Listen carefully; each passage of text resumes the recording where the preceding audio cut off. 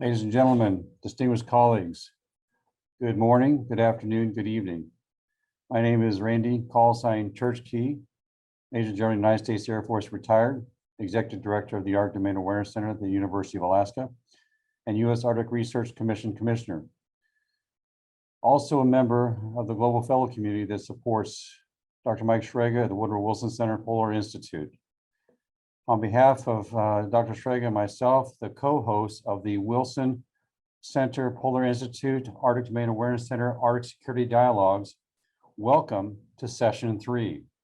This is understanding the new dimensions of transatlantic Arctic security.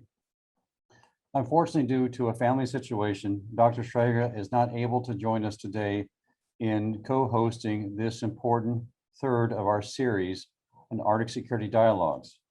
However, not to fear, we're very honored and privileged to have standing in for Dr. Shrega, the former Deputy Undersecretary of Defense, Sherry Goodman, who also serves as a Polar Institute Fellow at the Wilson Center, as well as a number of other remarkable accomplishments that she currently undertakes in the greater Washington, D.C. area. The purpose of today's discussion is to invoke the perspectives and insights of an array of diverse current and retired military officers and policymakers who have unique insights in the emerging defense and security environment across the transatlantic Arctic region. We have folks, of course, listening to today's discussion that come from across North America and across Europe. So we have folks that are in both good morning, good afternoon, and good evening time frames for today's discussion.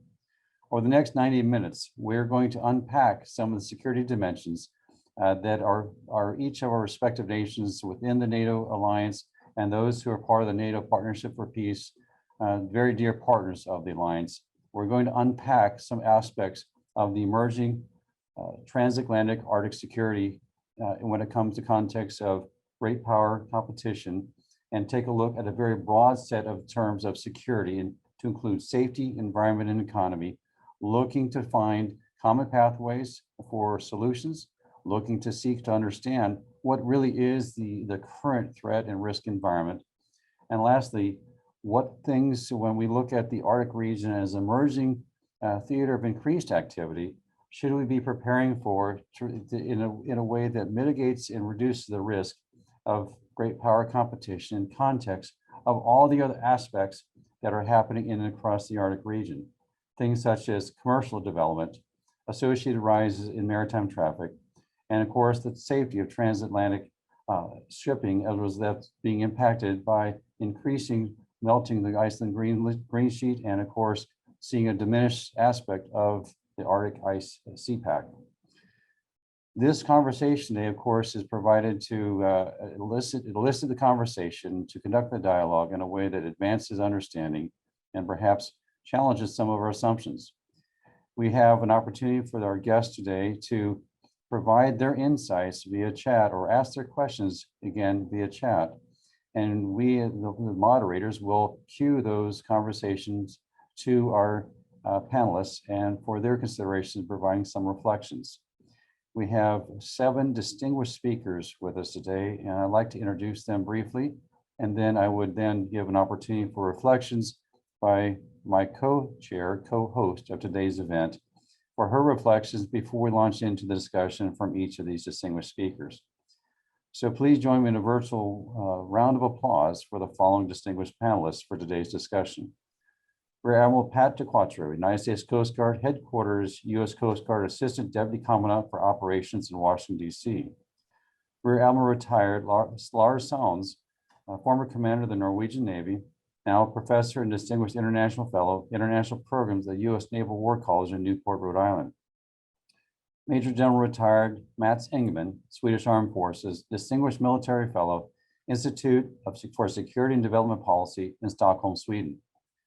Michael Ryan, currently United States Air Force retired and former member of the Senior Executive Service and former Deputy Assistant Secretary of Defense for European and NATO Policy, currently living in Carrolltown, Pennsylvania. Captain Navy, Jake French, Royal Canadian Navy, Deputy Commander, Joint Task Force North, Yellowknife, Northwest Territories. Colonel Petteri Seppala, Finland Armed Forces Finnish Defense Attaché in Washington, D.C. Rounding out this distinguished array of panelists is Colonel David Hansen, U.S. Space Force Commander, 821st Air Base Group in Thule Air Base, Greenland. Again, a virtual round of applause to welcome these distinguished speakers for their insights. We look forward to their reflections. Before we go to the reflections of these tremendous individuals for their Arctic insights, I'd like to provide an opportunity for initial reflections from former Deputy Undersecretary of Defense for Environmental Security, Ms. Sherry Goodman. Sherry, you've got the floor. Thank you very much, Church, and welcome to everyone joining us today for this Wilson Center Arctic Security Dialogue with ADAC in Alaska. And welcome to all of our panelists who are joining us for what I think is a very important discussion on transatlantic Arctic security. The time is certainly right for this dialogue. There's an upcoming Arctic Council meeting in a few weeks that the U.S. Secretary of State, Tony Blinken, has recently announced he is attending. The chair at that time will pass from Iceland to Russia, the rotating chair. And as we all know, there's increasing activity, military and civilian, in the region. And so presence and ensuring the continued cooperation of Arctic actors and the security of the region, the safety, security, and is never been more important. And we're very pleased to have today a very distinguished group of leaders from the security sector, from the military sphere, all of whom have great experience and can bring to bear on what they're observing really on the front lines. And I think that's incredibly important for all of our listeners. I want to say on behalf of the Wilson Center, we consider ourselves to be the Arctic Public Square in Washington, the place where we convene. And now, because of the virtual setting, you can join us from all around the world. And we're very privileged to be able to have all of our speakers here today and to bring you this dynamic dialogue. So with that, over to you, Church. Sherry, thank you so very much. And some tremendous reflections, and certainly the point about the transition of the Arctic Council chairmanship from Iceland to Russia brings an important aspect to think through in the context of transatlantic Arctic security. I'd like to now have an opportunity to provide some reflections from the Assistant Deputy Commandant for Operations, who worries about Arctic operations in both the Atlantic and Pacific regions, the West and East Arctic, if you will. And this is Rear Admiral Pat DeQuattro, U.S. Coast Guard, again, Assistant Deputy Commandant of Operations. Admiral, I'd like to give you the floor for the initial volley of reflections when it comes to thinking through the dynamic challenges of the emerging transatlantic Arctic security environment. Sir, you have the floor. Please take it away. Well, Church, Sherry, on behalf of the U.S. Coast Guard, it's a pleasure to be here. I want to thank the Wilson Center, Polar Institute, and ADAC for assembling this very distinguished group of panelists to advance shared security interests in the transatlantic Arctic. The U.S. Coast Guard has been advancing U.S. national security priorities in the Arctic for over 150 years. Those priorities have evolved over the years, with peaks during World War II, the subsequent Cold War with China and Russia, and now the reemergence of great power competition. Great power competition is exemplified in the Arctic today because it has coincided with the dramatic climate change impacts that we're witnessing in the polar regions.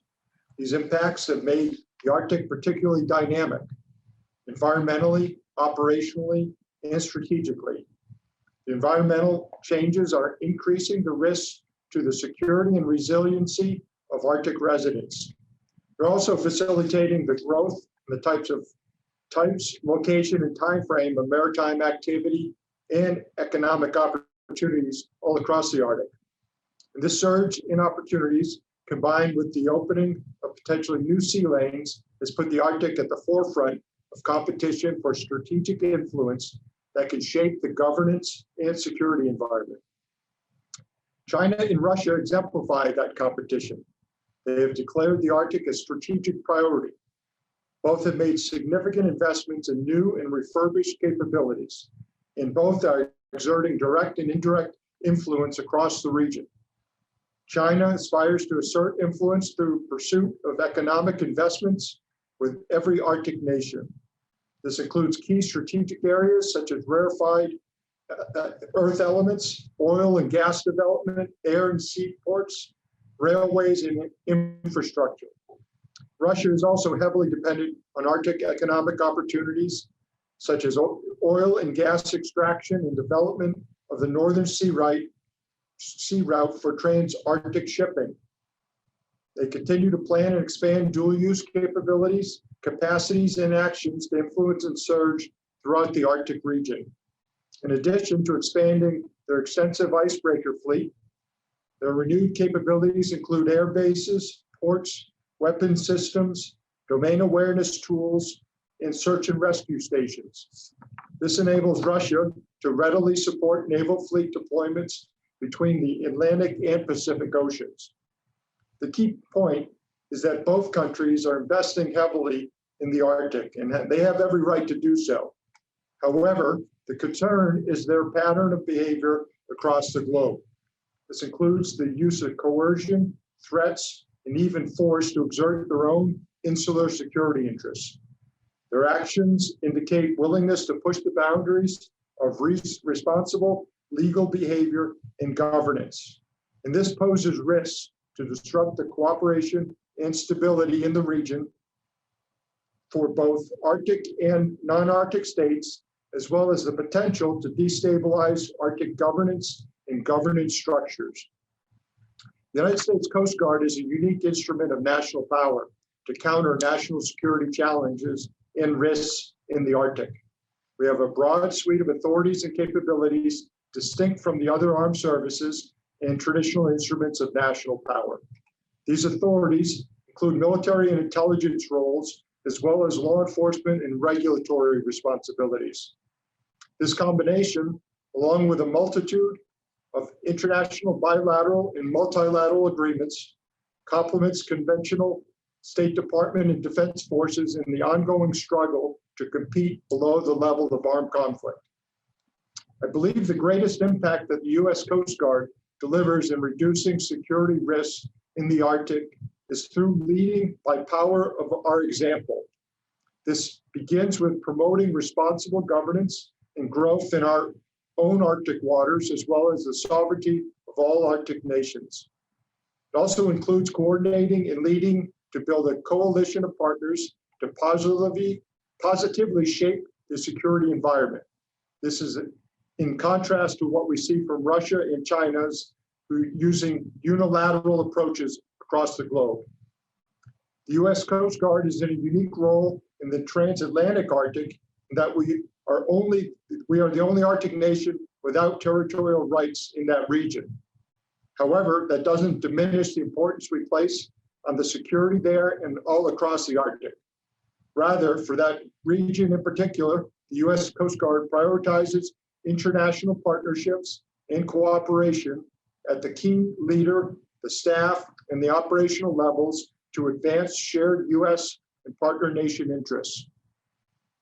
Partnerships are a key tenet for our strategies, particularly our 2019 Arctic Strategic Outlook, as well as our 2020 Tri-Service Maritime Strategy, which is entitled Advantage at Sea. In both of these documents, we are very explicit about the national security risks that China and Russia pose. And we are just as clear that strong partnerships are a key strategic advantage in keeping the Arctic a conflict-free region where international law and respect for sovereignty are upheld. But we must continue to strengthen and exercise those partnerships, meaning that quite literally. We have been and will continue to be a strong advocate for combined operations and exercises, particularly in the transatlantic Arctic region. For example, the Arctic Coast Guard Forum is a bridge between diplomacy and operations. It's a unique, action-oriented maritime forum where the Coast Guard and our peer agencies from the other 7 Arctic nations strengthen relationships, identify lessons learned, share best practices, carry out exercises, conduct combined operations, and coordinate emergency response missions. Since its inception of 2015, we've conducted 2 live exercises and multiple tabletop exercises, all in the Transatlantic Arctic region. As examples, Operation Nanook and Exercise Argus are just 2 recent examples. In 2020, we deployed 2 famous class 270-foot US Coast Guard cutters to the Arctic to participate in Op Nanook, which was a Canadian-led exercise focused on security and incident management in the high north, and also an Exercise Argus, which was a Danish Joint Arctic Command search and rescue exercise in the vicinity of Nuuk, Greenland. Our participation in these events is the farthest north we have ever sailed this class of cutter, and the experience and lessons learned is invaluable as we continue to innovate and adapt to the challenges and risks in the Arctic. Speaking of adapting, 2021 marks the first time in decades our Coast Guard cutter Healy will transit the Northwest Passage. This deployment showcases the unity of effort between our 2 US Coast Guard Atlantic commands. It will also offer opportunities to engage with our Arctic indigenous communities, work with various elements comprising Canada's Arctic maritime governance structure, improve interoperability with our Danish and Greenlandic partners, and demonstrate steadfast commitment to national science and research priorities. Moving forward, the US Coast Guard will continue the pursuit of expanded capabilities and capacities that enable us to address Arctic security in accordance with our strategies. This includes fleet modernization and investments in multi-mission capabilities and platforms, such as the Polar Security Cutter, the Arctic Security Cutter, and also the Offshore Patrol Cutter, all of which will support operations across the competition compendium. These national assets will provide the needed capacity and capabilities necessary to advance maritime governance and protect maritime sovereignty for the US and our partner nations. In closing, free and open access to the world's oceans has fostered an extraordinary era of wealth and peace for many nations. The Arctic is now very much part of that global access conversation, and we cannot cede influence in this emergent area of competition. Because presence equals influence, both operational and strategic, the US Coast Guard is committed to expanding our capabilities and capacities through our fleet modernization effort. Thank you very much, Church, and I look forward to answering any questions and contributing. Admiral, first of all, we offer a virtual round of applause and a standing ovation, if you will, for those important reflections. There's a lot to unpack in your reflections, and thank you for taking such a comprehensive view of first of all, the role of the emerging aspects of Arctic, the transatlantic Arctic security dimension, as well as the Coast Guard's role to that. Certainly you well outlined the challenges, and certainly aspects of great power competition is an important thing to consider. And there is definitely not painting with a broad brush is certainly to do so would be at our own peril of misunderstanding the dynamics. There is obviously much different aspect between Russia and China, for example, and there's certainly things that are coincidental, but there's things that are very distinct and divergent between those two nations. As they exercise their interest in trying to understand and seek a greater role for their national power and sovereignty in the Arctic region. One is an Arctic nation, the other is not. And certainly knowing that it's not only just about military, but it's about economic and certainly environmental. And then the US Coast Guard covers the gamut between environmental security, if you will, protection of the environment, ensuring safety, law enforcement, as well as, of course, joining the other military services in the clenched fist resolve should such a clenched fist resolve need be taken. But the aspects of the opportunities for engagement, the Arctic Coast Guard Forum is truly an opportunity that is nothing like it elsewhere, as far as the gap between military activities and political and diplomatic endeavors. So I thank the US Coast Guard for the role they play in the Arctic. Frankly, without the role the Arctic and the Coast Guard plays in the Arctic, we would be far less secure in this region and our interests to be a much greater peril. So Admiral, I offer you my thanks for the work you do day in, day out. I thank the United States Coast Guard for all they do in securing our national interests in concert with our allies and partners in the Arctic region. I wish I could just be a deck stander for you on the Healy later this year. I think it should be a fascinating opportunity, certainly opportunity to engage with Alaskan Indigenous and Alaskan Natives, Arctic Indigenous across Canada, as well as our NATO allies between Canada and Denmark. I look forward to the success of that upcoming voyage. And I thank you for your reflections. I'd like to give the floor now to Sherry to offer some reflections to cue up Admiral Sands. Sherry, you've got the floor. Thank you very much, Church, and thank you, Pat. Those were terrific remarks. It's great to have you here and share that that comprehensive view from the Coast Guard. And now it's my pleasure to introduce Admiral Lars Sannes from Norway, although he's now coming to us from the Naval War College at Newport, a place near and dear to my own heart.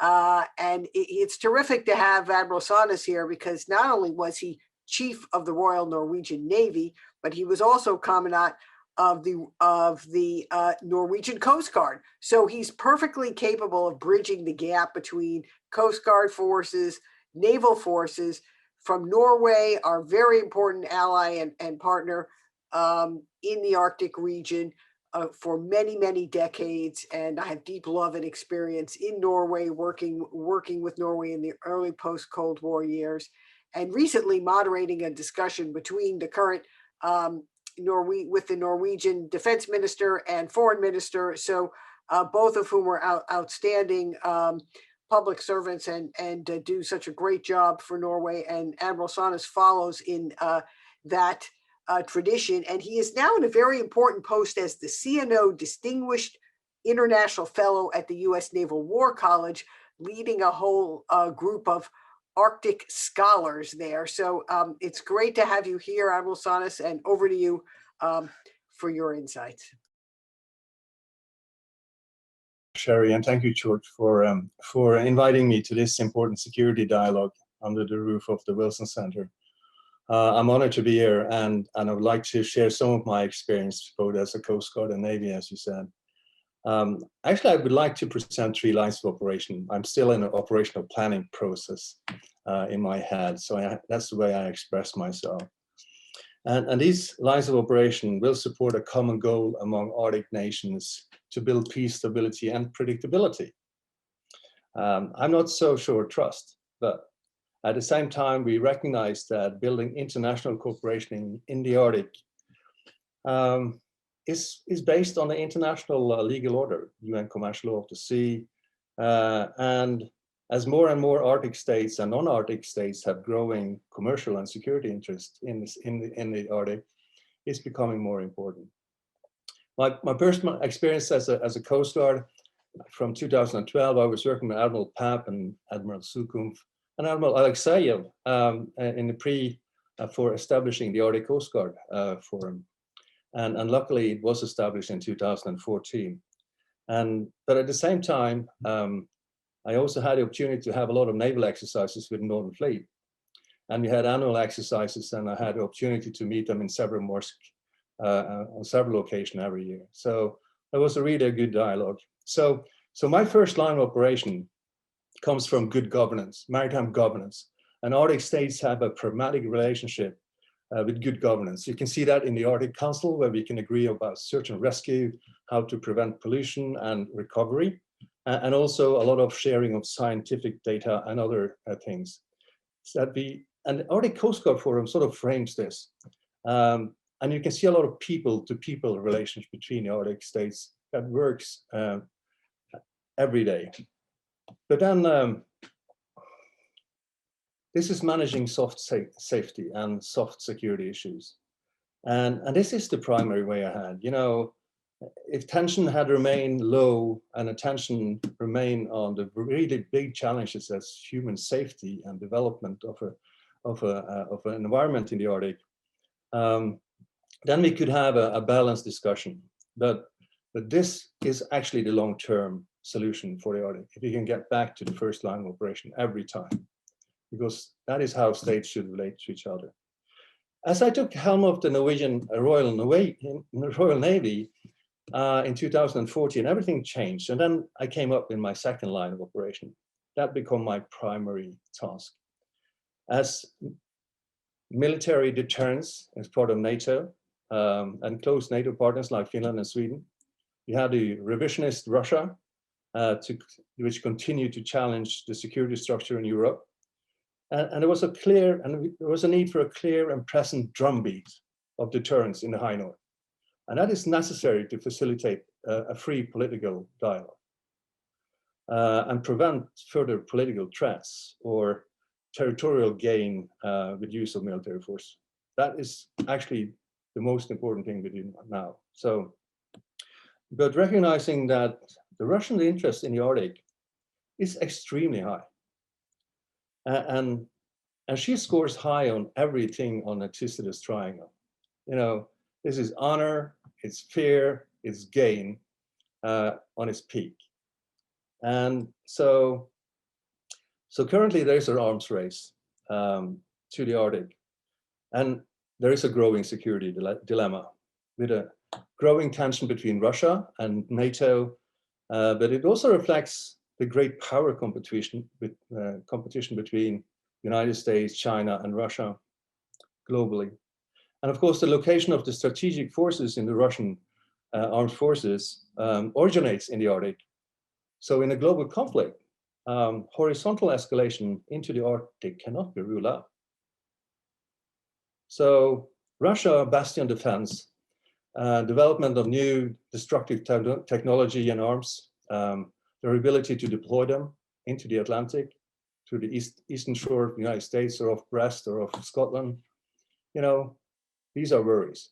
These are really concerns. And many talk about the fifth battle of the Atlantic. So what can we do with regard to this? We see that NATO, through exercises like Trident Juncture with 55,000 next year, another NATO exercise in Norway with more than 40,000, the reaction from the Russian side is equally exercising and demonstrating military power. And there is a way also a growing concern regarding Russia and China triangulating against the United States globally, but also more and more including in the Arctic. So the potential for unintended escalation and conflicts are growing. That's my conclusion. And to reduce this tension, there's an imminent need to develop my third line of operation. And the third line of operation is a security dialogue for transparency, understanding, and predictability. In our research at the Naval War College, we have studied existing framework for security dialogue and proposed some new, bold security frameworks for the future. In my opinion, there is a need to go beyond re-establishing the old forums limited to the Arctic 8. In the short term, trying to isolate the Arctic to Arctic states will in many ways freeze an Arctic conflict to Russia against United States and NATO. And in the long term, will be challenged by other states from the Pacific region like China, India, Japan, and also in Europe by EU, UK, France. So, because the future blue Arctic connects Asia, Europe, and North America in a new geopolitical structure that we haven't seen before. And we will recognize a circumpolar security challenge. Connect the Pacific with the Atlantic security architecture, and there's a need to have a dialogue to support this. In our research, we have suggested several confidence-building measures through a small step approach. The Arctic Ocean Naval Symposium is one, and could be an initiative to promote security cooperation and transparency to meet common Arctic security challenges, opportunities, and responsibilities. It will build on similar structures found in other maritime regions like the Indian Ocean, Naval Symposium in the Indian Ocean. The chairmanship should be hosted by the Arctic heads of navies or Coast Guard, and attendees should include all heads of navies or heads of Coast Guard from countries which has a security interest in the Arctic Ocean. This could be an instrument to develop norms and behaviors like the CUES, Codes for Unplanned Encounters at Sea, as agreed upon by the Western Pacific Naval Symposium in 2014. I believe enhanced transparency and predictable behavior must be the first step to set the condition for a prosperous development of the Arctic, even in a time of great power competition. I look forward to your questions. Thank you. Admiral, that was perfectly pitched, both in terms of characterizing the growing threat and risk of great power competition in the region and growing capabilities, both of the Russian military and the ambitions of China in the Arctic, but also ways to avoid what you call the fifth battle of the Atlantic. I like that. We need to avoid and reduce risk associated with the potentially fifth battle of the Atlantic. And the way to do that is through security dialogues or confidence building measures. And, you know, we use those so successfully during the Cold War, an era of low trust, of course, between the West and Russia, but that also served to reduce the risk of an all-out nuclear war or bolt out of the blue nuclear attack. And as you note, there are confidence building measures from security dialogues among naval forces and symposiums to other types of methods that could serve us very well at this time to, even in a era of low trust, to provide some predictability and security for all nations involved. So thank you very much for sharing those thoughts with us today. Thank you very much, Sherry, for that reflection. And Admiral Sones, Lars, thank you. Outstanding reflections. One thing that struck to me is great power competition need not become great power confrontation. Reducing risk by increasing security dialogue and setting a big tent and a round table is one way to get at that. I'd like to remind people in the audience that there is an opportunity for you to use chat to offer any reflections or questions. We'll look forward to receiving those. And as a reminder for all people that are listening to today's conversation, all the biographies in summary form, of course, are available at the Woodrow Wilson site for the security dialogue. So again, chat away and seek the bios and biographical information on the website. So I have now an opportunity to pivot a little bit from the Norwegian vantage point, although coming from Newport, to a Swedish perspective. A very dear friend of mine that I've had the privilege of serving with in uniform back when we were both serving the European theater, as Major General retired Mats Ingman, who's long distinguished career in the Swedish Armed Forces, but today serves as a distinguished military fellow for the Institute of Security and Development Policy in Stockholm, Sweden. Mats, I respectfully give you the floor for your reflections. I look forward to listening. Mats, please take it away. Thank you very much, Church, and thank you, ADEC, for inviting me to this, and also to the Wilson Center, of course, for inviting to this very important and timely event. The title of our discussion tonight, as it's night where I sit anyhow, is Transatlantic Security, but I would like to add maybe to what Admiral Sones mentioned and offer you a kind of Chinese perspective on the Arctic, because I don't think we can deal with the Arctic by excluding China, because that won't work. And I also would like to offer a little bit of a comment of the Swedish newly adopted Arctic policy. So looking at China, I would like to start by trying to, in a short period of time, say something about Chinese thinking and Chinese modus before I go over and talk about their interest in the Arctic. And this is nothing new, and I think this is one of the first things we need to remember. Some 2,000 years ago, in his famous book, The Art of War, Sun Tzu, a famous Chinese military writer, said, "The ideal strategy is whereby you can win without fighting and accomplish the most by doing the least." He continued to say, "A military operation goes by no standard form. It goes by way of deception. And then when the enemy is confused, you can use this opportunity to take them."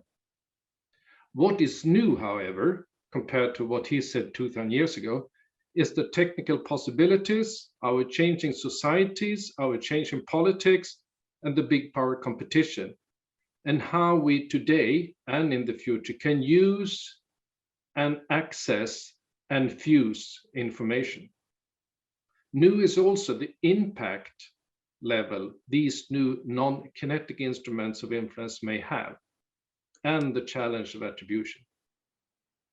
So the combination of non-kinetic means and the threat and the possible use of kinetic traditional means of power challenge our traditional way and view on how we achieve the combination of prosperity, security, and stability, making it more difficult to agree mitigating actions and counteractions. And I think the old notion that we had during the Cold War and maybe up to about 10 years ago, where we managed to decouple economic development and prosperity and security, is gone. That's no longer possible. And I would even argue that it's now possible to achieve decisive influence from range with or without the use of traditional military power. To understand China and what China is acting and trying to achieve in the Arctic and the possible objectives, we need to understand this. We also need to understand that for China, because we have a communist party and the state in control of everything, there is nothing like just business, just research, or just commercial interest.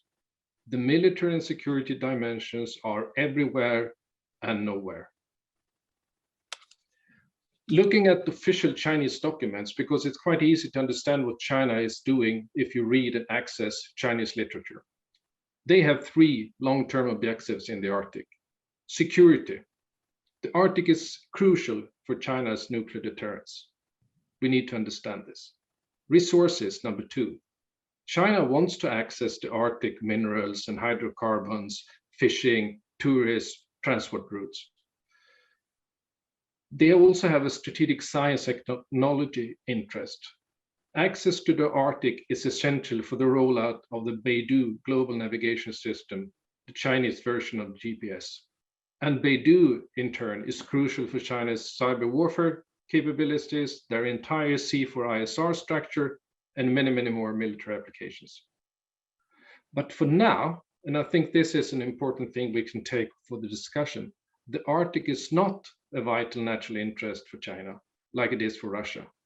So this gives us an opportunity to engage with China at the moment. Arctic is more part of their overall global ambition, which is rather normal for a nation being the second, maybe very soon, the world's largest economy, and seen in the US-China competition. So for China, Arctic is not critical and also critical importance as it is for Russia. And the interest China has in the Arctic is focused on scientific and technology at current, and economic and natural resources, especially related to energy and food security, and especially fishery. And I also think that China has a short-term objective, and that is to create a situation where China will have a seat at the table, where important decisions are discussed or even better, decided.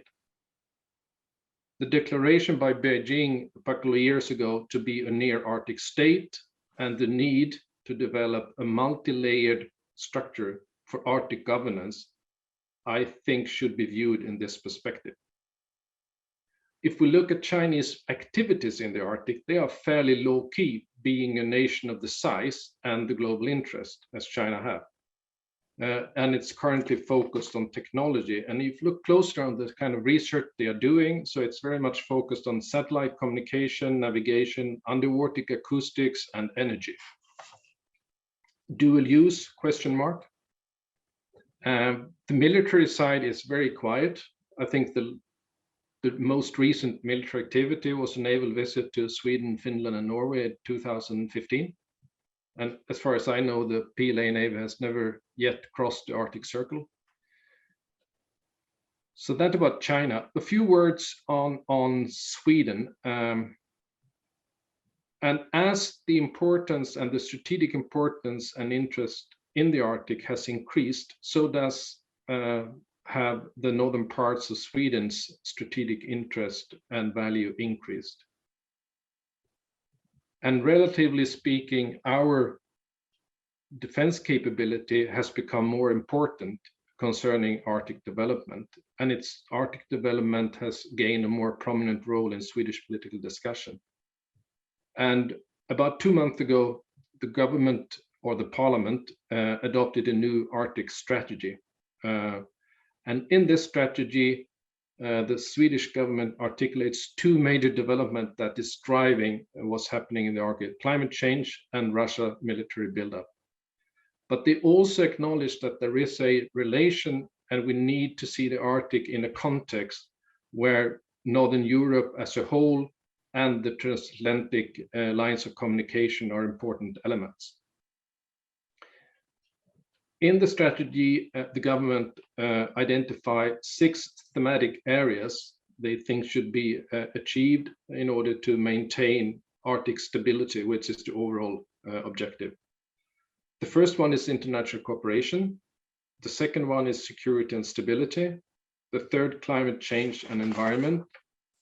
The fourth, polar research. 5, sustainable economic developments. And 6, ensuring safe living conditions. The strategy is, like most strategies, short and concrete actions, but one that is mentioned is the substantial increase in national defense spending from last year, as one concrete example of assuming the responsibility related to security and stability. However, important this increase in defense spending is, I would argue, it's very short on capabilities that can be used in the Arctic. Maybe with the exception of some increase in Arctic Ranger capabilities. To conclude, China has a long-term interest in the Arctic. I think we need to accept that, some of which are unproblematic and legitimate. But we also need to understand the way China operates and be aware of the risks and find ways to mitigate those risks. But I don't think we should try to keep China out, maybe echoing something of Admiral Sohne's arguments, that finding a more comprehensive platform forum and finding ways to cooperate in a transparent and rules-based manner, I think will be hugely important. Thank you. Mats, General, thank you. Again, I can sense the rousing standing ovation for your reflections coming across the virtual net here. Let me unpack a few of your remarks, sir. First of all, thank you.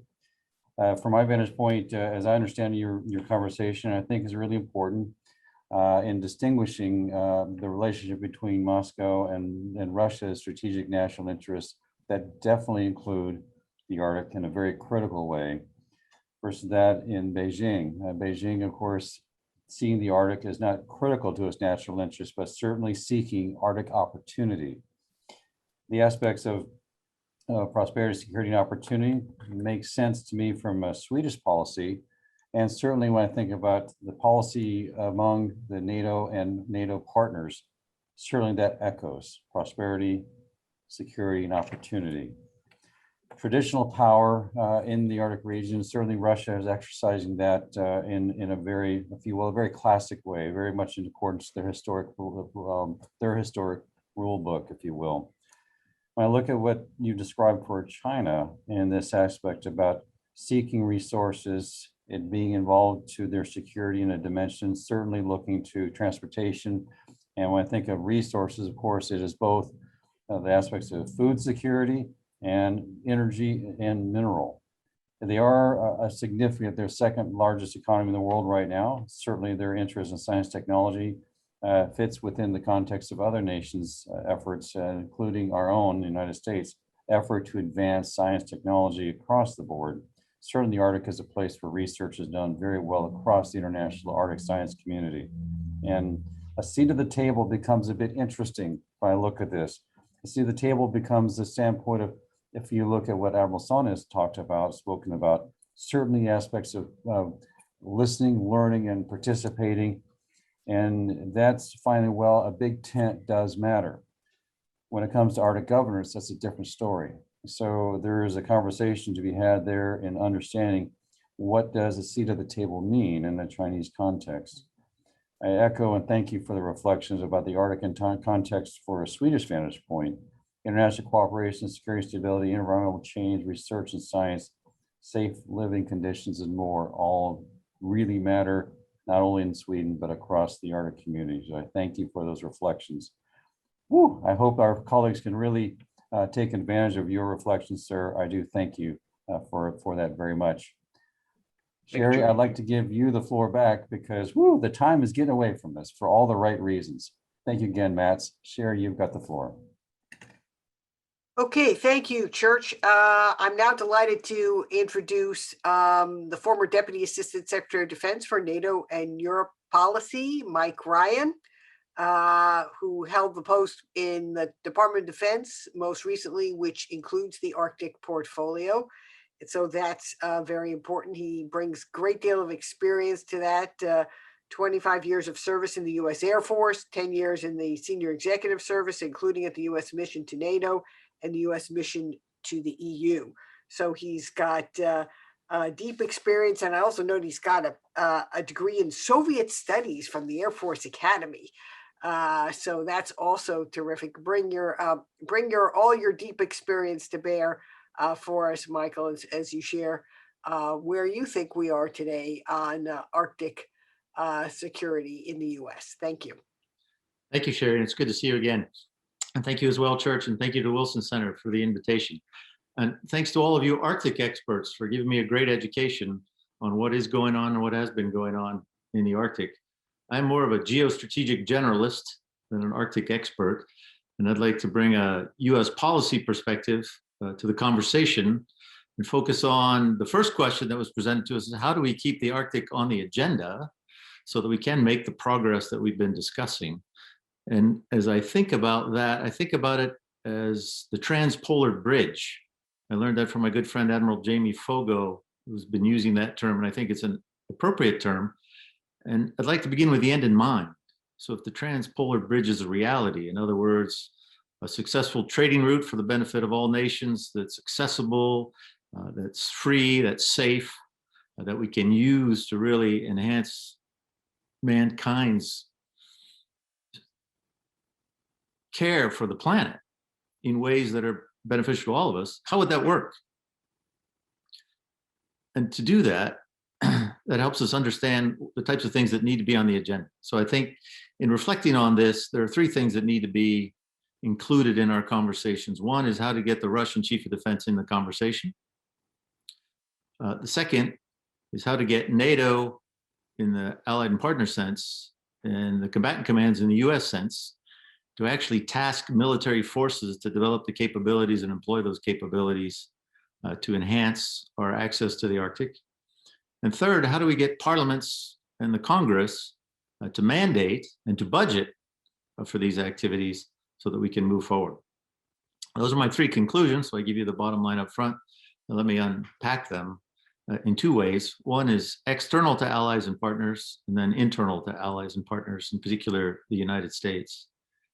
External to allies and partners, it's been said that we live in a time of great power competition, but particularly from a US policy standpoint, we are, and it's not an exaggeration to say, preoccupied with China.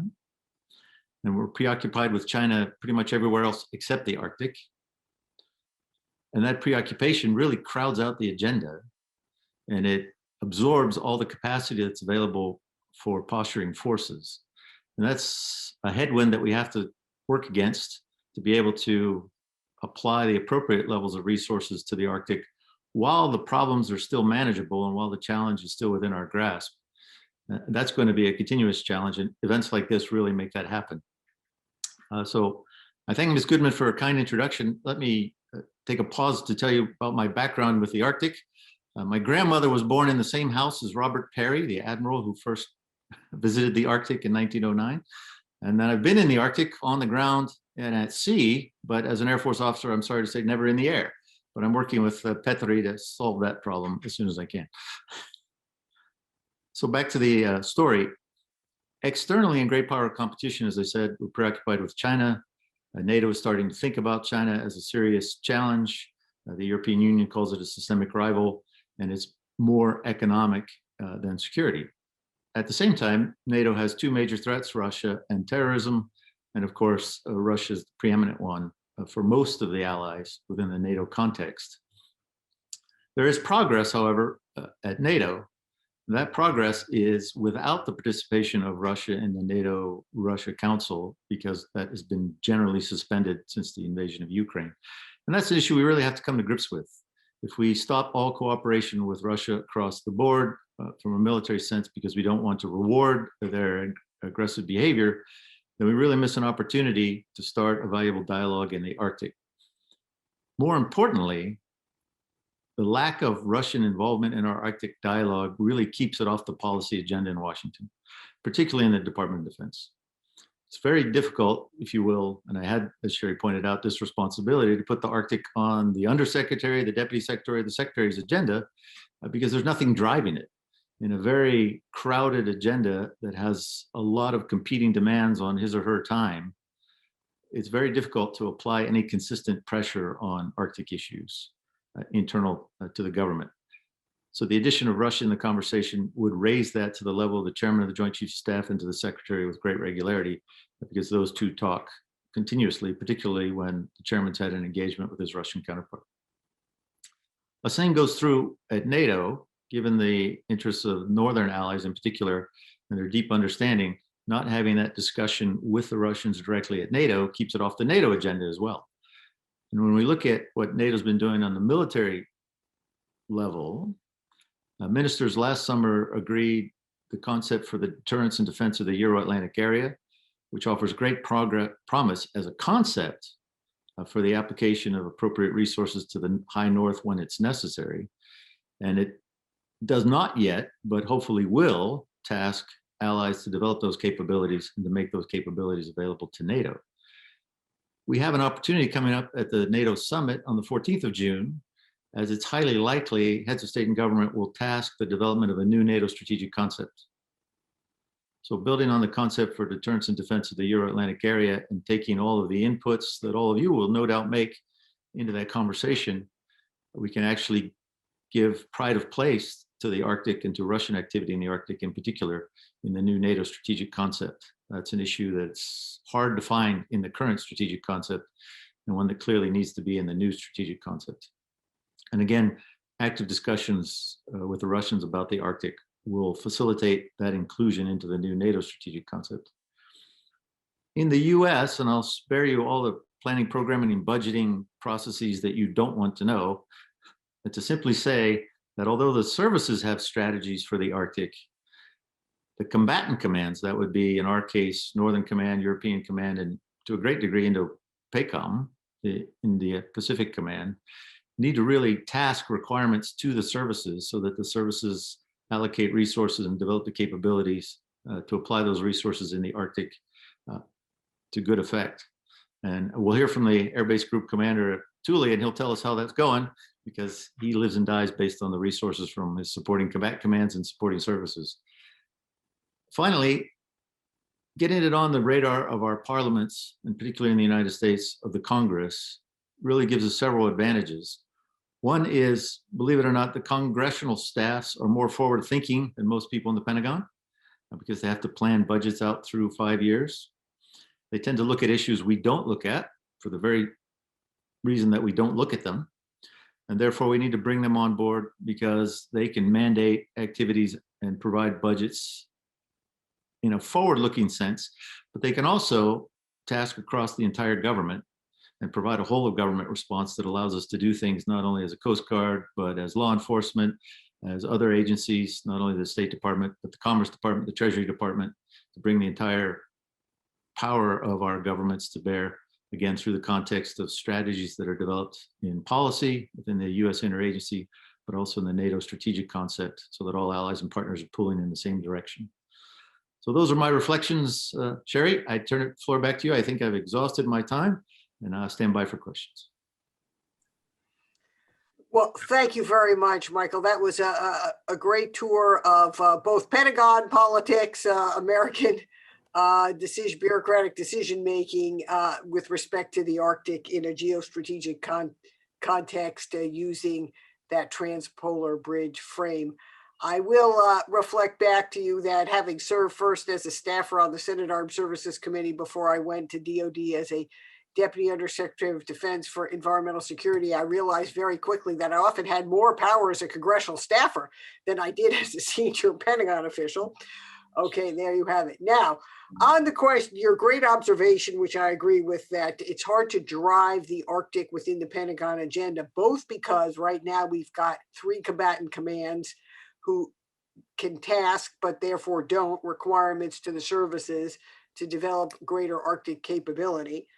Even Northcom and they're all being driven by what they say, wolves closer to the sled than what's happening in the Arctic, and that also nothing drives it in the DoD agenda. And I've said, I'm going to say this here, and I've say it to my transatlantic colleagues. I said it recently to the Norwegian defense and foreign and defense ministers in my dialogue with them, that in my experience, what put the Arctic on DOD's agenda in the 1990s was that the Norwegian defense minister asked the US Secretary of Defense to engage Russia in helping reduce risk from decommissioned nuclear submarines in the Kola Peninsula that could pose a threat to Norwegian fishing grounds and natural resources. And that led to the creation of the Arctic Military Environmental Cooperation Program, which was signed by the 3 ministers of defense at a NATO meeting in Bergen, Norway in 1996. Now, that's an example of how to put something on the defense agenda. And I say to my colleagues here again, all of you representing important partner nations, to think about that as both one of your recommendations or up your own chains of command as ways to help us better engage you in having these constructive dialogues. Because I do think the time is ripe for those wheels to turn, as you're suggesting, Mike. You turned a lot of them yourself in your time at DOD, and you're observing ways in which they could turn a little more to help support the security dialogue so ably laid out by our other colleagues. Thank you. Okay, back to you, Church. Thank you very much, Sherry. And Michael, thank you for those tremendous reflections. I learn much from you every time you take the floor. And once again, I'm impacted by your strategic insight and your tremendous wisdom. Speaking of strategic insight and incredible wisdom is Captain Jacob French, call sign Jake, if you will, Royal Canadian Navy, who serves as the Deputy Commander for Joint Task Force North in Yellowknife. As you're seeing, we're taking the transition now from kind of the geostrategic aspects of the Arctic region and the Transatlantic Bridge of an Arctic context to more of an operational and tactical level view. And Jake provides a great insight because he is on the watch in the high north of Canada and looking to try to find ways to implement policies to provide security and stability for Canada's high north, and certainly as a critical partner to the United States as an ally, both in NORAD and within NATO. So Jake, my friend, I'd like to give you the floor. Normally you're in Yellowknife. Today you're calling in from Ottawa, a little bit further south, but you still see the north from there. So Jake, sir, I give you the floor for your reflections. Well, thanks very much, Church, for the kind introduction, and thanks for the Wilson Center and to ADAC for this opportunity. Still in Ottawa, but still standing guard in the north, as it were, just as a little bit of leave. Fantastic dialogue, and what I'd like to do, basically, just to describe maybe the operational vantage point where I sit, based on the questions and based on the topic, transatlantic security, just to focus on perhaps not 3 lines of operation, but just three sort of issues or 3 key items, which I see as the topics of discussion, and perhaps they're the reverse of the lines of operation that Admiral Sonis was talking about. I'll let you be the judge of that. With the realization that the Arctic region is back front and center in strategic competition, find these three areas of interest extremely interesting. The first one I'd like to talk about is the dialogue, as been mentioned by so many other folks here. You know, in Dr. Buffard and Buchanan's most recent on Modern War Institute, I think we're realizing the limits of Arctic stability without collective security management may be reaching an end. And so where we've had successful multilateral institutions promoting the cooperation, is that at an end without collective security management? Very key question. And so I think to that end, we need to plan the future in an informed and educated manner, understanding the challenges to the traditional multilateral forums and looking ahead to where future forums are going to be held. Most recently, we had the Arctic Security Forces Roundtable, of which Russia was not a part and has not been a part for a while. And since military to military contact suspended in 2014, we're looking, you know, to which roundtables are actually going to provide that. And Russia stated intention to get back to the table, but yet the military to military cooperation is somewhat on pause. So in that, I think, you know, the brinkmanship and the escalation can result from that lack of security dialogue. And I think we need to be very, very informed and educated as we move forward as how we best deal with that. You know, from the operational sphere, before Russia's at the table, how good is the dialogue amongst ourselves? How good is that? And I think that's something that those roundtables do very well, is to figure out how are we doing. And what Admiral San said is, are we providing that clear and present drumbeat of deterrence? And how are we doing in that sphere? And are we learning from how we're doing there, such that if Russia is to come to the table, then what have we learned and what have we done in advance? And how good are we at having that dialogue amongst ourselves in the transatlantic security sense? You just look at where foreign influence is trying to tear us apart at the seams that we might have. For us, bringing the seams together as part of that dialogue, that's very key. And I think that you know, dialogue is one of the key discussions. Without that security dialogue with all partners, and with every Russian nation or every Arctic nation at the table, that can become problematic. Secondly is the item of collaboration. I think collaboration is strategically challenging at times, but it's operationally imperative. I guess what I mean by that is when we look at what measures we want to implement in order to better collaborate in the North, national interests are always prime. There's cost. There's going to be, is there uniformity of effort? There's going to be, how can we commit to these types of collaborative efforts? Because there's always a cost, and we need to figure out our purposes there. I think in Joint Task Force North, we live and operate in this space of pushing the collaboration piece into the Arctic, pushing military to military cooperation in the Arctic. And hopefully that operational effect can push into the strategic space to inform as to where we move forward in terms of how we collaborate.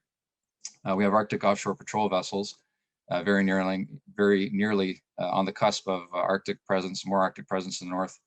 As Admiral DeQuatro mentioned, the U.S. Coast Guard cutter Healy's intention to come through, cooperating with Canadian Coast Guard as well as with Danish military. So how do we get smart about collaborating? And do we get good partner collaboration in every sense? Not only that, but in the foreign participation and what we're doing. Where are we going with that into the future? I think is one of the key things that we need to look at. In 2010, I deployed on Operation Nanook, where we had a task group, Danish, US Coast Guard, USN, and RCN assets all pushed up to the north into the high Arctic. And we can do much the same today, and we can do much the same in the future, provided there's the money and the resources to do so. But are we doing the right type of operations considering the future security environment?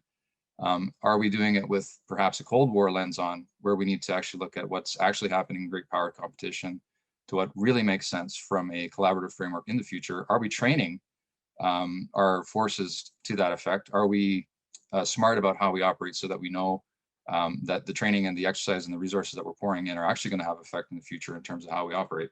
I think that good collaboration is are we paving the road in the right direction for what we see as where we're actually going to need to be operating in a collaborative sense and a partnership sense moving forward? So as I said, strategically challenging and operationally imperative. Third and last point, very, very briefly, is that concept that's already been mentioned about, you know, the investment in the North, the economic investment. Who's economically interested in the Canadian North and in the broader North, and the concept of the national investment being sort of a soft power option, not necessarily kinetic, but in the non-kinetic sense. What does it do? And I think from our vantage point here at Joint Task Force North, although we concentrate a lot on what we're doing, pushing military presence to the North, we're certainly not blind to what is going on in the energy sector, what is going on in the communication sector, what is going on in the mining sector in the Canadian North, and we pay close attention to that, as the security is not necessarily part of that problem set. But yet in the Canadian North, if we do not necessarily invest in our own national interests up into the North in the Canadian Arctic and work with Indigenous communities as to how that's going to work, then what we see is on the other side of that is, and counterbalancing it, is the foreign investment and what comes in, and specifically in terms of Chinese foreign investment into that sphere. So as we look to that, can we and as General Engman said, can we separate the military and non-military? Can we separate the public and the private? And I think that becomes a very key question, difficult for policy to take business and to combine it into that sphere. So that takes a very good regulatory framework in order to do that. But if we were able to do it, and if we were able to figure out how Canadian investment could perhaps offset some aspects of that foreign investment, I think two good things from my vantage point, really. One, the Canadian government investment in the northern communities and to the Canadian North has a direct effect into how Canada is going to, sort of bolster military operations into the North. And so we need to look at that closely, both from an infrastructure and basing perspective, not only that, but even from a communications network perspective. Secondly, that ability to make security decisions in the Canadian North and onto the broader Arctic is compromised if the foreign powers have pretty much too much economic collateral to be playing with. And I think it wrecks the decision-making power for Canada in a great sense when we have too much in collateral from the foreign investment point of view.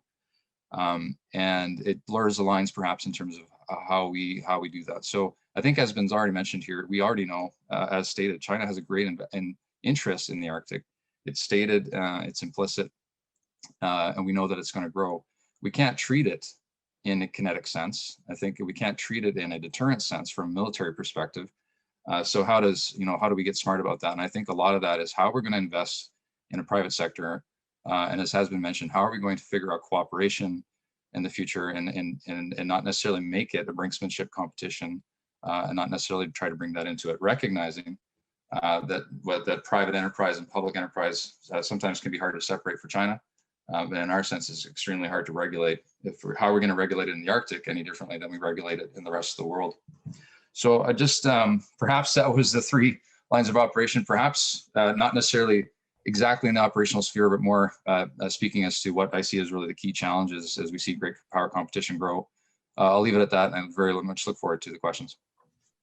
Captain French, Jake, thank you. A virtual round of applause, again, at the standing level of ovation.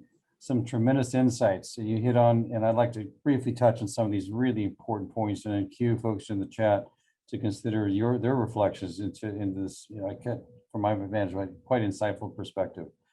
We don't need brinkmanship in the Arctic. In fact, we need to find a way to de-escalate and really find bridges that help to keep escalation at very low levels and not go up the escalation ladder. The aspects about investments as an offset for those nations that are investing that may be counter to our interests, those interests amongst the NATO allies and partners. So I think that's a critical aspect. There is a blurring line, of course, in some nations between public and private investment. Very difficult to regulate, though, when nations such as yours in Canada and ours in the United States, we definitely have a very different regulatory environment between public and private funding and investment. So that's a different world. How do we square the corner when the systems are so dramatically different between nations that blur the lines versus those who distinguish sharply between public and private investment? The regulatory framework is a big deal, getting it right to make sure folks understand how to implement the rules-based orders in a region where governance is light and limited. Certainly it's about cooperation. It is also about including the voice of those who live there. So if you don't live in the Arctic, how you drive policy that affect those in the Arctic without investing them carefully at the table, capturing their insights, implementing their ideas and more. It is critical for our nations respectively to get the voice of those who live there, our Arctic residents, included in the conversation and giving them a large seat at the table with a microphone, if you will, turned up way high. Economic development is going to matter. And frankly, we reduce risk by increasing the economic development in a safe and sustainable way, because at the end of the day, that reduces the burden that government has to carry when private companies invest smartly, sharply, safely for mining, for petrochemical extraction, and more, to include, of course, telecommunications. So, Jake, I really thank you for that. I hope folks will take a moment to chat away at that, at your set of reflections. You bring a great tactical sense of understanding, but also with geostrategic insight. Thank you for those reflections. Again, a round of applause to you, sir. Sherry, I give you the floor back. It's getting tougher to beat each of these presentators so far, but I'm sure our next speaker can really give a good run of the money for that. Sherry, back to you. Thank you again, Jake. Okay, thank you all. And it's now delightful to welcome Colonel Seppala, the Finnish Defense Attaché in Washington, to join us this afternoon. I love the fighter plane there behind you, Colonel. That's terrific. And I want to note that Colonel Seppala was born in the Arctic Circle town of Rovaniemi, which became well known to Arctic Circle followers after the last Arctic Council meeting there, which was rather disruptive, I think, by the Americans. Okay, but nonetheless, so you are a true Arctic native. You bring the Air Force experience. You led the Finnish delegation to the U.S. Strategic Command, and you were the exercise director of the multinational Arctic Challenge exercise in 2017, among many other accomplishments. It's delightful to have you with us today, Colonel. Over to you. Thank you, ma'am. Jack, could you be able to share my slideshow? Thanks.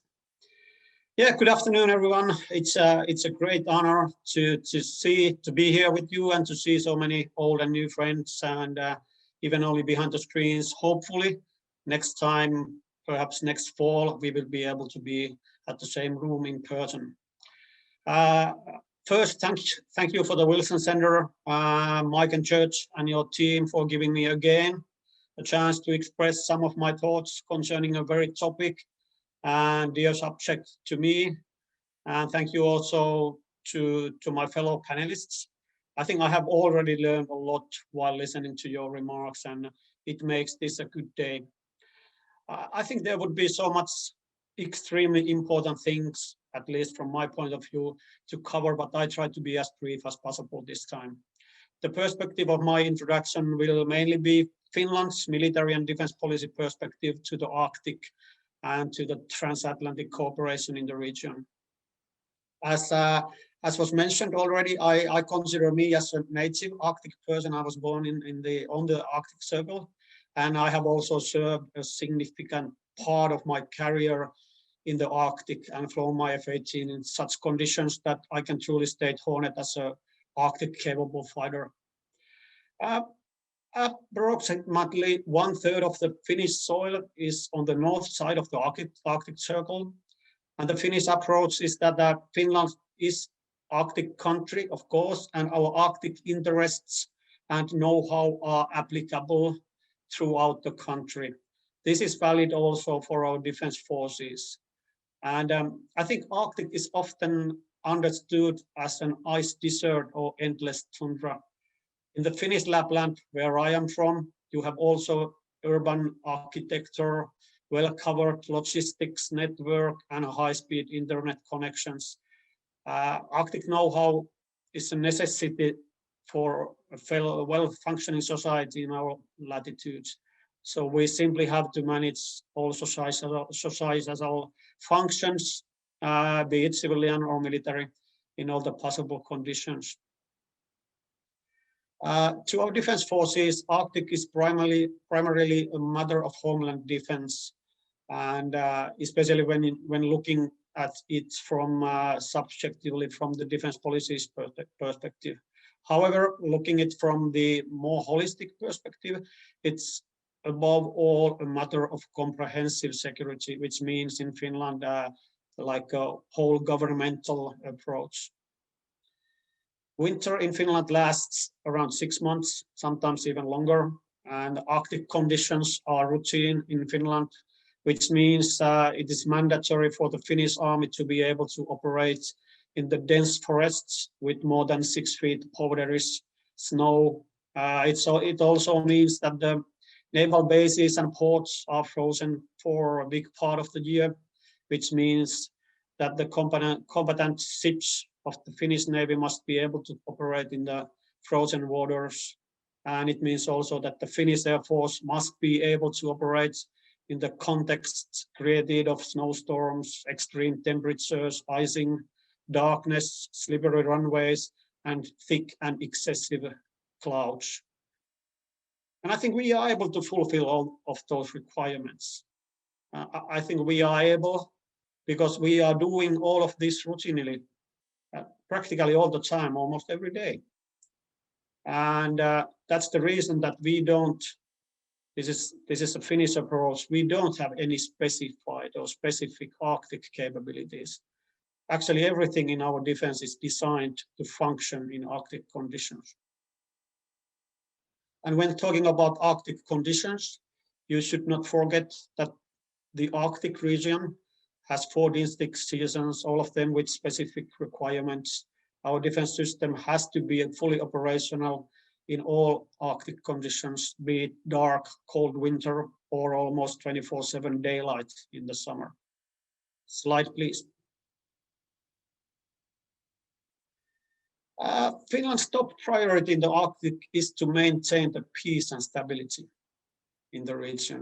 It is done mainly by using the whole government or the whole society approach, as I mentioned before.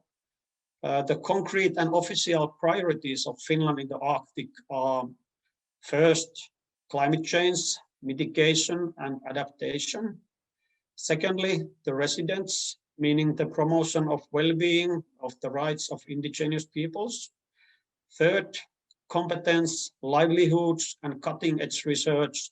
And fourth, infrastructure and logistics. The Finnish government is actually about to complete a new Arctic strategy, and we expect it to be published pretty soon, even in a couple of weeks. Arctic strategy focuses on issues where our government can make a difference with using our own budget funding. But it is also made clear in the strategy that the things in the Arctic are not only government's effort. Both drafting and implementing of the strategy was a joint effort with universities and research institutes, local communities, business sector, and also NGOs. The Arctic strategy will also emphasize the need for international cooperation. And Finland, we consider the Arctic Council as the central body in our Arctic cooperation, but I will come back to that later. Anyway, Finland, Sweden, and Norway have a need to do close defense cooperation in the Arctic region, where we share actually common border. Maintaining peace and stability in our region is also a common Nordic ambition. Also, the cooperation with NATO and the other partners, including the US, is an essential element of the Finnish defense policy, also in the Arctic. Needs to cooperate in the Arctic are actually pretty plentiful. Finland is well placed to offer cold climate training and exercises to its partners, in addition to larger national exercises in the north or multinational exercises like NATO's Trident Juncture in 2018. Finland have had already for some years ongoing Nordic cross-border training between the air forces of Finland, Sweden, and Norway in the northern part of our country, so actually in the Arctic. And I think that is a prime example of cooperation and the illustration of expertise in Arctic conditions on a weekly basis. Another good example is the Air Combat Exercise Arctic Challenge, which was mentioned earlier, which is jointly carried out every second year by Denmark, Finland, Norway, and Sweden, with the considerable support of the United States Air Force of Europe. And this sizable exercise sends a clear signal to the strong ties that exist between the Nordic countries and across the Atlantic too, and serves as a stabilizing factor in the region. However, Arctic security is a much broader and more complex issue than just an issue of military security. Managing all the aspects of operating in the Arctic environment requires both solid interagency and also international cooperation. This goes also with the climate change. As the Finnish president says, if we lose the Arctic, we will lose the globe. I think it is natural that also the military have to do its share in slowing down the climate change and dealing with its ramifications. So no one can do it alone, neither domestically or internationally. Finland will continue to maintain our Arctic military expertise, our national defense, and that is best done by taking good care of our own defenses in a well-functioning dialogue and cooperation with our partners. Slide, please. Regardless of whether the often cited Arctic resource potential is already available now or in the future, we have already experienced a change in the Arctic security environment. There is a risk that the Arctic region becomes a crossing point where often conflicting interests meet. And the Arctic is definitely no longer a vacuum, nor excluded from military operational approach.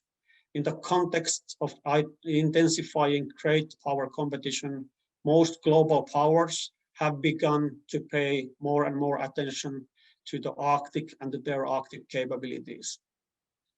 And as was already mentioned by Admiral Sones, Russia considers the northern direction critical for its security and defense. According to the Russia's new Arctic development strategy from October last year, the conflict potential in the Arctic is rising, which in turn requires continuous development of Russia's military capabilities. Russia's main interests in the Arctic are threefold. First of all, it's military. With the Northern Fleet and strategic nuclear second strike assets based in the Kola Peninsula. Secondly, the waste energy and mineral reserves. And thirdly, control over the Northern Sea routes. Russia will continue also its military activities and show of force in the Arctic area from the Barents Sea to the North Atlantic. And I think it's also rebuilding permanent military, or actually it has already rebuilt permanent military presence in the Arctic, and it's continuing to do so. Personally, I find it worrisome and troublesome that Russia is actually the dominant Arctic power currently. Dominance and imbalance are seldom good for the escalation management, and the history has taught us that the stability is best maintained when there is a balance of power between the competing actors.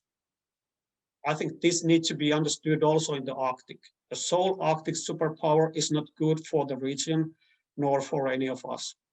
That is the reason why we, and I mean all of us, need to work to create the better balance in the region.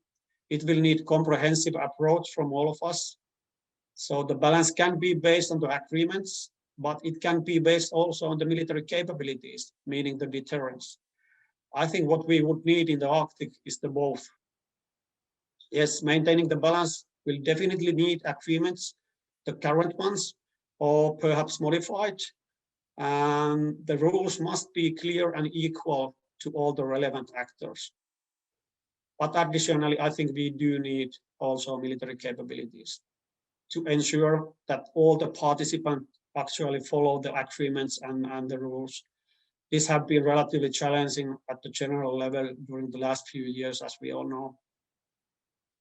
And as we all know, also China is increasingly interested in the Arctic. And as we have heard many times during this panel, it's politically, scientifically, and resource-based, and as transport corridor.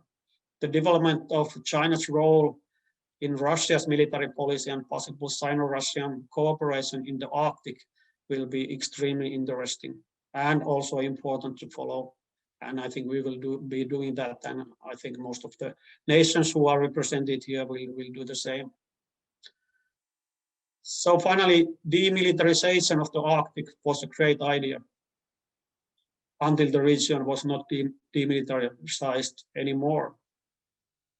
Finland has no need for intention to militarize the Arctic, but we need to make sure that we have an understanding of what is going on in our front yard. And we have to be ready and willing to defend it if needed. Slide, please.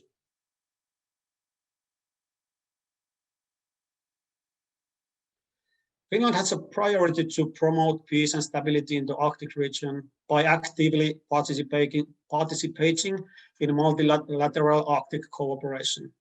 We cannot imagine or claim that the Arctic would be excluded from the overall security and defense policy developments in the world.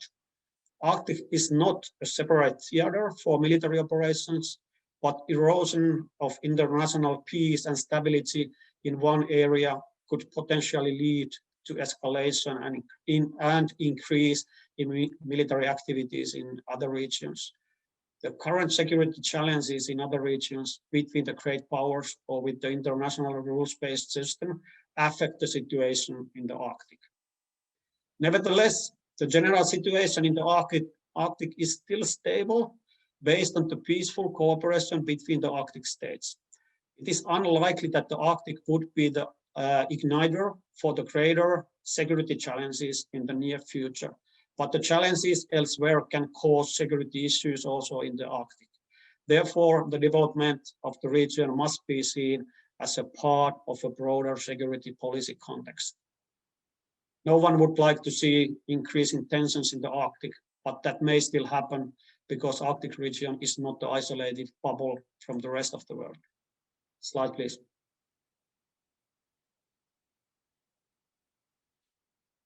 So there is a need for proactive cooperation structures and dialogue that facilitate dialogue between states in a confidence-building and risk-reducing manner in the region.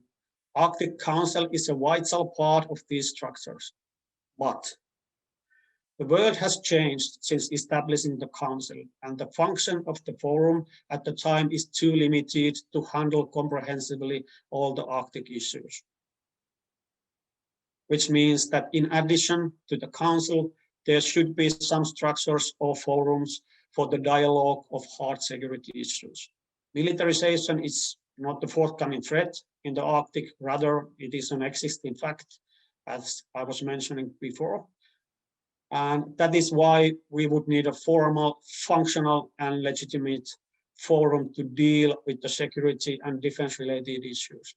It is easy to talk about whole government approach or cooperation and collaboration, but the fact is that without taking the security and defense issues into consideration, the whole government approach will be short. As long as the defense and military don't have a functional forum to deal with the defense-related issues, cooperation and collaboration will miss something. It would probably be rational to carefully analyze together, meaning all of us, maybe someone else too, the roles of the Arctic Security Forces Roundtable, perhaps the Northern Europe Chiefs of Defense Conference, and also possible maybe analyzing the need for re-establishing the Arctic Chief of Defense Forum or something equivalent. And I want to be sure, make no mistake, I am not calling for overemphasizing the need for military capabilities or actions in the Arctic region. Rather, I'm trying to find the ways to prevent that happening, prevent the uncontrolled exaggeration of militarization there. And by doing that, enable all of us to focus better on the more important issues. And to be able to do it, we need to find the ways to have proper discussion between all the relevant actors, including even the ones who do not agree or follow the same rules with us, as was raised up several times also during this panel. As a mankind, we certainly can do it if we just want to do it. As we have shown during the history, I think we have reached the top of the food chain by using our social skills, by outsmarting the other species, and by communicating effectively with each other. So if we want to be solution-oriented and solve the challenge, not to communicate is not an option. Slide. Sir, this concludes, or ma'am, this concludes my presentation, and I'm looking forward and standing by for your questions. Thank you. Well, Colonel Seppala, that was a tour de force, and it also demonstrates the Finnish sense of humor to start with the slide that says Finland does not have Arctic capabilities. So I guess everything is Arctic and nothing is Arctic. So and your last slide really said it all. When not to talk is not an option. So that's terrific. And I just want to underscore, two of the points you made about Russia it's not a good thing that Russia is the dominant Arctic power. I think we've been in a bit of a tunnel vision here in the United States, each service looking at its own Arctic capabilities and thinking that it can meet any particular given requirement. But as you observed from a perspective of being very close to Russia, that's not, you perceive that dominance of that power, which is never a good thing from an American standpoint.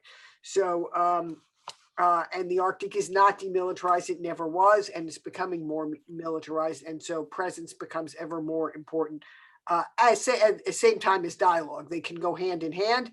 They have for many years, and it's important to underscore. Thank you for sharing that view, as also the view that militaries can lead by example, even on climate change, while we're continuing to meet all these other security needs. With that, I turn it back to our colleague Church. Thank you very much, Sherry. I know that for the folks who was just announcing, we have 9 minutes left in this broadcast. And we need to bring this close at 5:10 p.m. Eastern, 1:10 p.m. Alaska time. I know space can go fast because I think fast at 1.6 Mach, I've flown in V1, thought that was fast. I realized in low Earth orbit equatorial speeds, you're going at 17,000 miles per hour. So I give the fact that space can go fast in this conversation here. I'd like to give the floor for a very quick rundown by Colonel Hansen, the U.S. Space Force, the commander of 21st Air Base Group, and Thule Air Base Greenland for a fast set of reflections. David, you've got the floor, sir. All right, thank you, Church, and thank you to the Wilson Institute and the Arctic Domain Awareness Center for putting on this event. Good evening, good afternoon, or good morning, ladies and gentlemen. It's an honor to speak with you today. I had the opportunity to participate with the ADAC's Arctic Senior Leaders Summit tabletop exercises in March, and very happy that General P invited me back for this forum. I'm going to talk about 2 main points today: relationships in space. Image Quattro started today's discussion on the relationships, and everyone has really touched on this topic. No one doubts the importance of relationships, especially when operating in the Arctic. Conditions are harsh and consequences can be deadly. Survival depends on logistics, and logistics comes as a result of partnerships. For example, here at Thule Air Base, we host Canadian C-130s as part of Operation Box Top, resupplying the Canadian Station Nord several hundred miles north of us. Search and rescue, particularly in the Arctic, also depends on relationships. Partnerships are outlined in both the Department of Defense and the Department of the Air Force Arctic strategies. In my position, I link strategies to operations. These relationships cannot start or be dusted off when there is an event. They need to be established early and continually grown in order to be effective when it matters most. These relationships can start with exchanging contact information. It's a logical first step, not necessarily easy. Our partners with the Danish Joint Arctic Command and NUC have a different type of phone number than we do. How do we connect with them? Well, we figured it out. Now we've linked our logistics flight with their operations center and planners. You can't maintain a relationship without communication. And this is why we participate on recurring battle rhythm events when we are exchanging information with JACO on a bi-weekly basis. We talk about Thule Air Base real quick. We're a United States Space Force installation, about 750 miles north of the Arctic Circle. We support United States and NORAD projection, critical space missions, and US and international scientific and research efforts.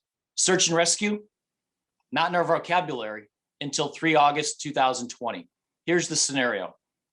A Royal Danish Air Force Challenger aircraft departed Thule Air Base en route to Kangerlussuaq, Greenland.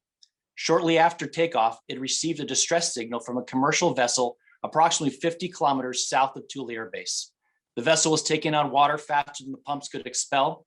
The Danish aircraft relayed the distress signal to the Thule Air Base Port Operations Center and the Joint Rescue Coordination Center. Thule Air Base has a 60-day port season when the ice is thawed enough to allow ships in and out. It was fortunately right in the middle of this port season. I immediately deployed the Department of the Air Force's only tugboat, and minutes later, a Greenlandic and Danish contractor crew with a Danish military person was en route to the distressed vessel.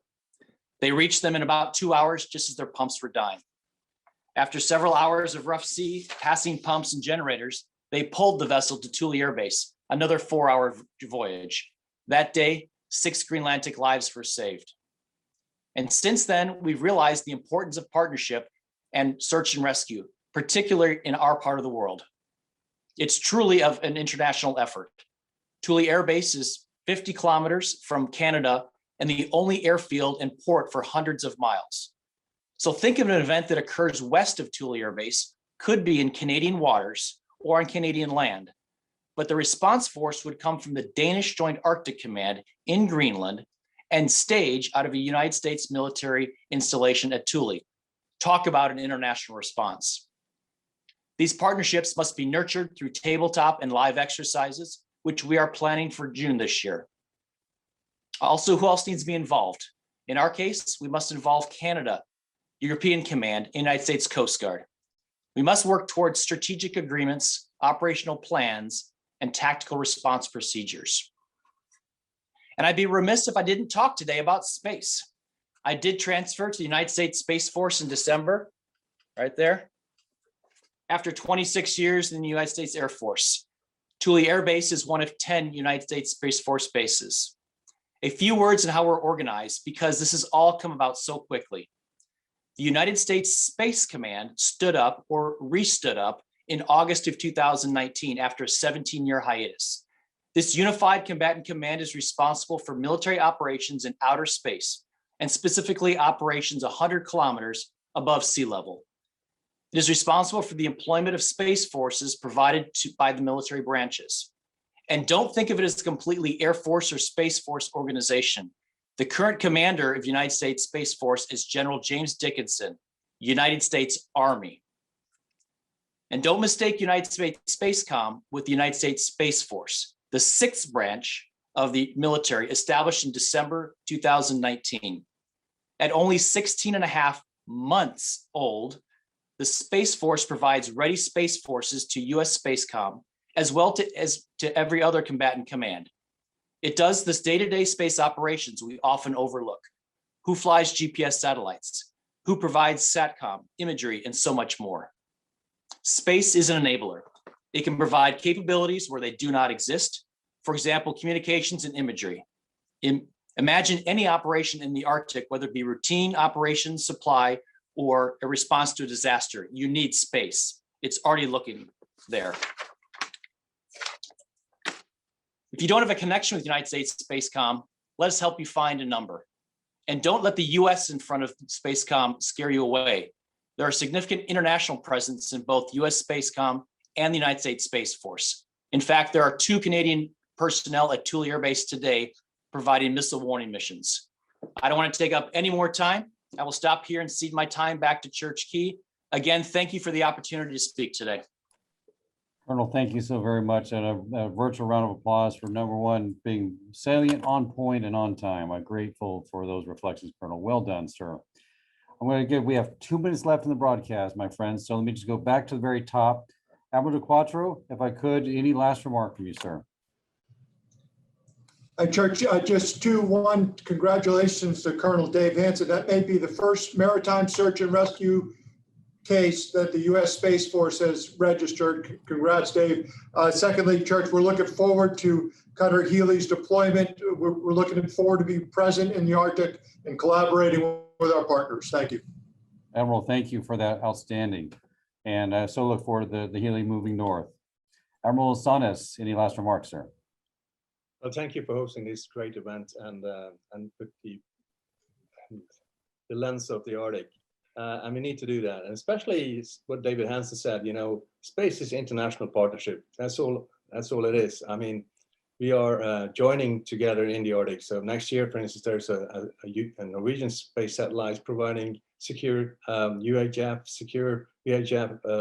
communication to our F-35s operating out of Norway or out of Alaska. So this is not anything we do alone.